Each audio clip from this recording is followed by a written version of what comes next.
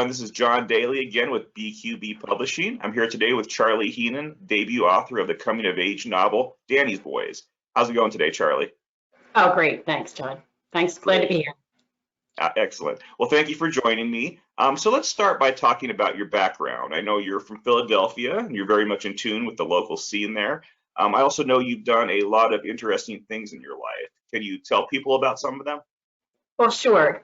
So I threw a lot into my bio in my book, and part of it is because of Ian Rankin. The first Ian Rankin book I ever picked up, he threw in that he worked on ships and he worked in farms, and I thought, wow, this guy has some stories to tell. So I put everything out there so the reader kind of knows, hopefully, that I have something to say. So, I knew I wanted to go to college at a very early age, and at 12 years old, I started saving, and I had the evening paper out, and then I added the morning paper out, and then when I was 15, I started waitressing, and that carried me through college. And if you've ever seen the show The Bear, it is a perfect, it encapsulates, restaurant life so well. It's stressful, it's crazy, you meet insane people, and it was a valuable experience, and it gave me great ideas for characters. And then I went to college and I got a degree in public administration. I really wanted to make a difference. And after college, I was hired as a efficiency expert with the Defense Department in finance and logistics. And that was a job I loved. We were involved in, our agency was involved in so many things. We had to provide worldwide support for all of the Defense Department, Army, Navy, Air Force, Marines, and also non-defense agencies. And, there's such a sense of urgency in supporting the troops. And then when I became a mom, the sense of urgency just expanded, because in my heart, each troop was another mother's child. So I really took that job seriously, and it was so rewarding. We did so many interesting things. I was involved in war planning. We set up hospitals. We got supplies into places that didn't even have roads sometimes. We set up, we were part of that Ebola response. We supported FEMA with hurricane response, fire service with the wildfires. Besides, and just the troop stuff, the forward operating bases in Afghanistan, the Mercy ship, outfitting the Mercy ships. It was just such a rewarding job, but it was stressful. And so I eventually took the leap into writing. It was a very slow leap because it took 32 years, but, I love that job, but it was just time to do something else. So that's how I got here.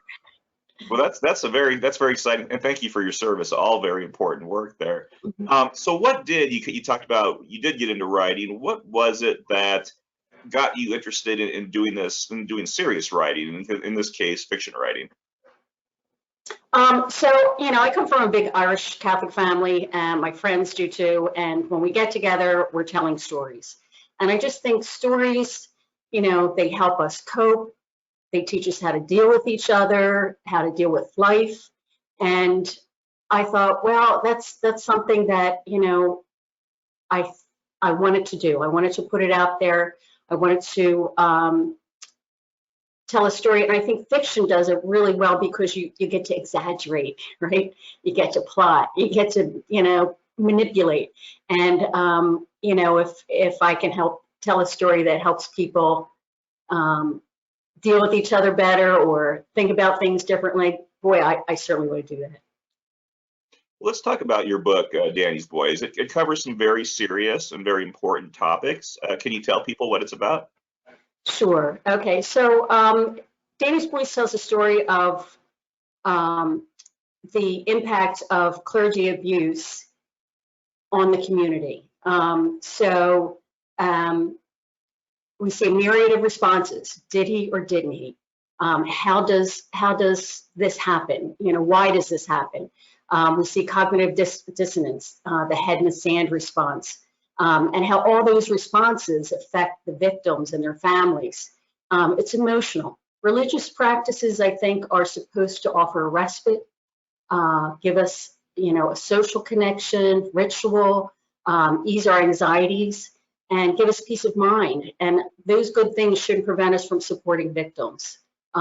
Clergy abuse and cover-ups need reckoning, I think. And I hope this book is a bit of a wake-up call. So what's the hardest part about writing a book like this, one that deals with such, as you said, emotionally difficult topics? Well, there was two really hard parts to this. For me, the hardest part overall was understanding the bad actors. How could somebody be so mean? How could they do what they did? How could they say that? I mean, I don't get it. So I had to do research into narcissism and gaslighting, and I read a lot of psychology books. So that part was difficult. The next hardest part, obviously, was writing the emotional bits. I got very attached to my characters.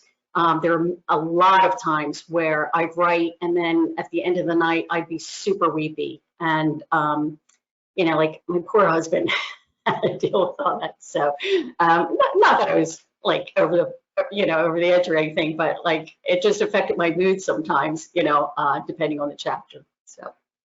Right. No, as an author myself, a novelist myself, there are times you really, like you said, I understand getting attached to your characters, and it seems kind of weird when you describe, when I describe it too, about getting sort of emotional about something I've written, but it's a real thing. It's a real thing. And you really do get attached to these characters, and you read it back over and you're like, wow. So what would you say was the most rewarding part about writing this book?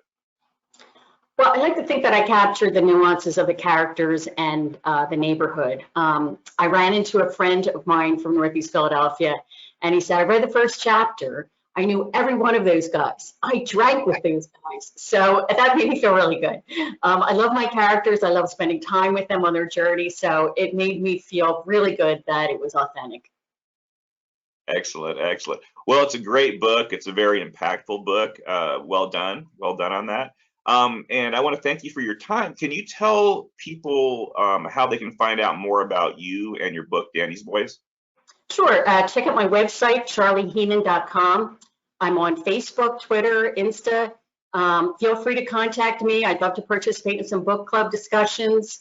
And Danny's Boys is available from your local bookstore, as well as the usual Amazon, Apple, IndieBound, Kobo, IPG, and Barnes & Noble. So it's out there.